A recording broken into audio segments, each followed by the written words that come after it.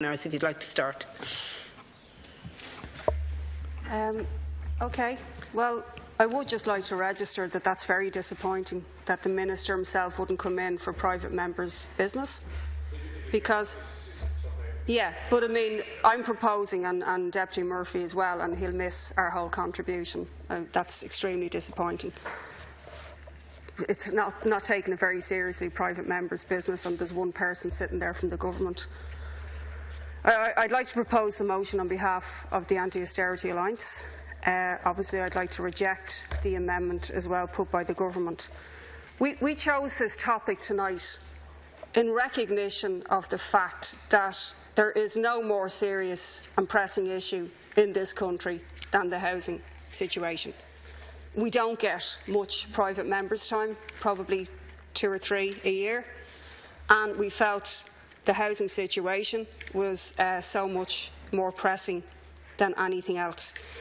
Now, unfortunately, the Minister responsible for housing obviously is absent, but also has treated this issue with hyperbole and bluster beyond belief. Just to give you a couple of quick quotes, last year the Minister said absolutely everything that can be done, will be done and is being done in relation to the housing crisis. He said we're going to clear waiting lists for social housing by 2020, a hugely ambitious claim under any circumstances. The social housing lists were never cleared at any time before.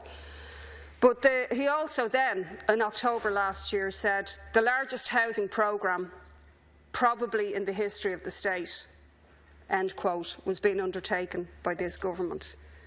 Now, unfortunately, for the people who are suffering the misery of the housing crisis and the rents crisis, the Minister responsible, if he actually built as many houses as he announced, we wouldn't be in this predicament, because never was so much promised and so little actually delivered.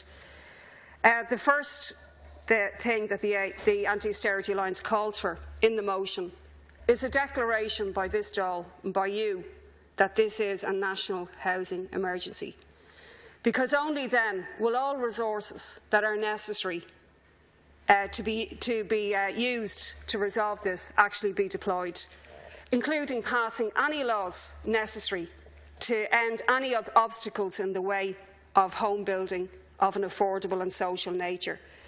Because, Minister, we have to recognise nothing the government is doing is working.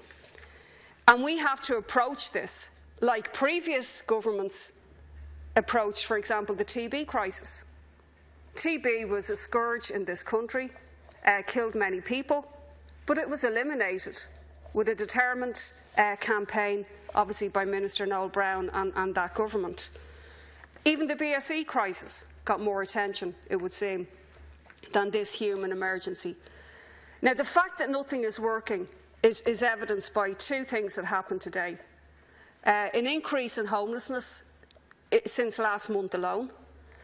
In Dublin, which is the epicentre of the tsunami that Peter McVerry spoke about, 40 more families and 82 more children are now in hotels, sofa surfing or in precarious accommodation and are homeless. People are now not even guaranteed a hotel place. All of the people who come to us on a regular basis, now they're forced to self-accommodate, which means that they often end up with no accommodation whatsoever. And in fact, one homeless family I've been dealing with is in Kildare tonight, even though they're from Blanchardstown. So in the motion, for example, we call for an emergency measure to be taken. NAMA owns 1/8 of all the hotel rooms in this country. A sufficient number of hotel places could and should be refurbished to allow families to cook, have other facilities that they need as an emergency measure while houses are being built. But of course, the other embarrassing episode for the government today was the daft.ie survey.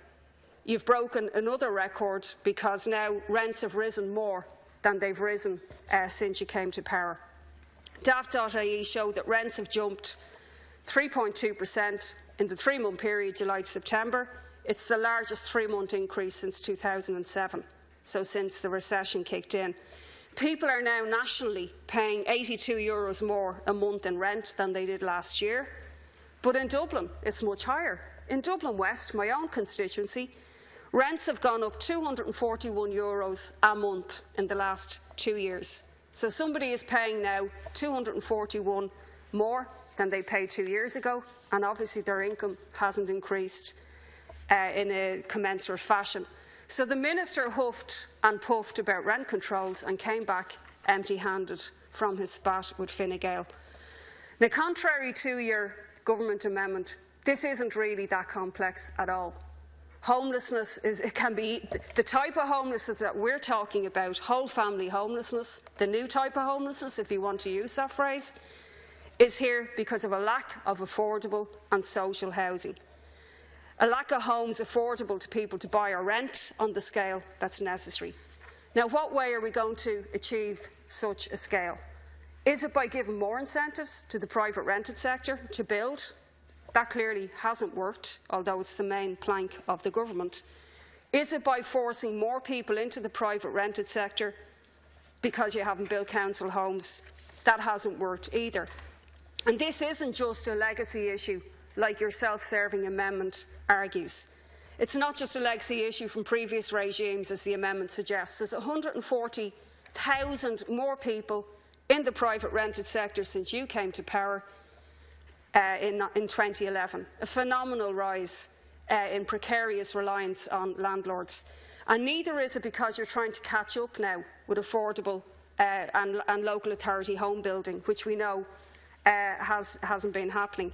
This government has built less council houses than any government ever before it. So let's just nail this one on the head. I'll give you a couple of quick statistics. In 1975, 8,794 council houses were built. In 1985, 6,523 were built. In 2005 even, 4,209 were built. But what's the situation in 2015? 20 council houses were built in the first half of this year. An embarrassing figure which the government has now tried to cover over by suddenly saying that that will increase tenfold by the end of the year. So, whoopee, we'll have 200 council houses by the end of the year. When you compare them with the figures that I've given you, it's just incredible that you would argue that you're doing more than any government did before. Even your forerunners during the Troika in position. In 2008, there was 4,905 council houses built, and even in 2010, there was 1,328 built. So, you know, to argue that you're doing more is really an insult. And, you know, the emperor will soon be discovered to be naked because people will see these houses simply aren't here. Not only are you not building council housing, but you've reduced the obligation on developers under the Part 5 scheme, despite a vociferous debate in this House, a shameful decision to make. Now, what needs to be done? In this motion, we argue this is an emergency. We need to take emergency measures. All economic evictions should be outlawed where a person does not have alternative accommodation. We need to stop the hemorrhage of homelessness. All repossessions should end as well, where it involves the vacating of a property by somebody who's renting it. We need to reverse the rent supplement cuts to keep people in their current homes. As I said, to stop any more people becoming homeless. And isn't it incredible that tonight there's a record number on the streets, in hotels, or in the misery of paying a huge amount of their income in rent, while we have the biggest construction operation, NAMA, in this country, with vast land banks, vast numbers of assets, offices, houses, etc., and cash reserves. It's not like they don't have any money. NAMA should be turned into an agency for social and affordable housing. Now, Alan Kelly told a blatant untruth today in an article in a newspaper. He said that NAMA was playing its part in solving homelessness, that it would provide starter and affordable homes for people. That's completely untrue. 90% of NAMA's homes will be sold on the open market at market rates, as is currently the case. So no different to any other type of housing estate.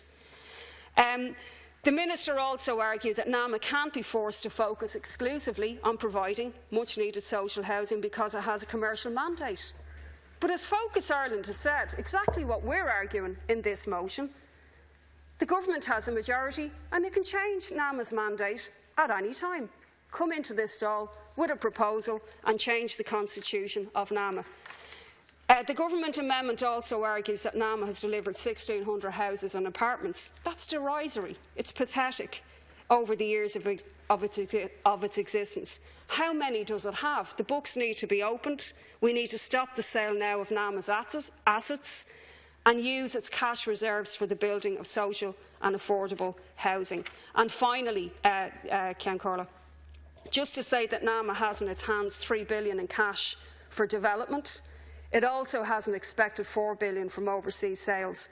$7 billion could build potentially 70,000 houses over the next few years if land was acquired at, and just using emergency measures. There's also billions, as we point to, in the Strategic Investment Fund. Thanks, Deputy Murphy.